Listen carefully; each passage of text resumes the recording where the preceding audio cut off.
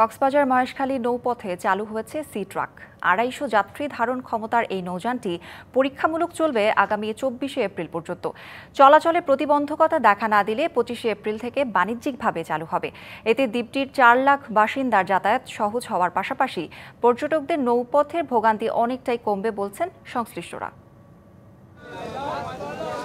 দেশের একমাত্র পাহাড় সমৃদ্ধ দ্বীপ মহেশখালী। পাহাড়ের চূড়ায় ঐতিহাসিক আদিনাথ মন্দির সহ নানা দৃষ্টিনন্দন স্থান দেখতে প্রতি বছর এই দ্বীপে পাড়ি জমান হাজারো পর্যটক। কক্সবাজার থেকে এই দ্বীপে যেতে পাড়ি দিতে হয় প্রায় ৯ কিলোমিটার দীর্ঘ নৌপথ। যাত্রাপথে পদে পদে বিপদ আর ভোগান্তির শিকার হতে হতো পর্যটক সহ দ্বীপের ৪ লক্ষাধিক বাসিন্দার। নৌপথের এসব ভোগান্তি নিরসনে এগিয়ে এসেছে বাংলাদেশ অভ্যন্তরীণ নৌ পরিবহন কর্তৃপক্ষ।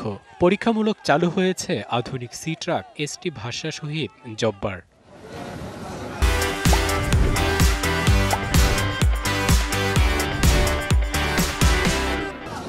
কক্সবাজারের নুনিয়ারছড়া বিআইডব্লিউটি এর জেটি ঘাট থেকে শুক্রবার দুপুর ১২টা ২০ মিনিটে ছেড়ে যায় এই যান।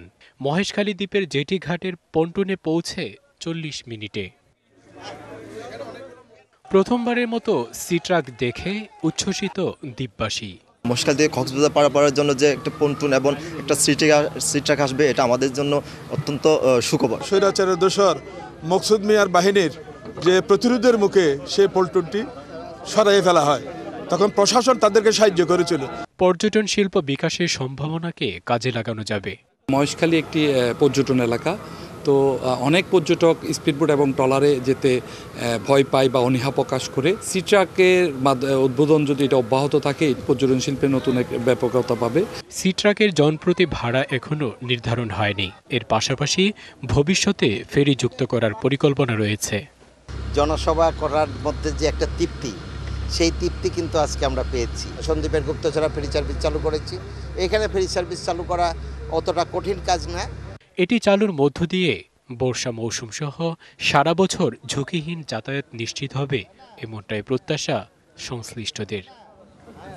DBC news desk.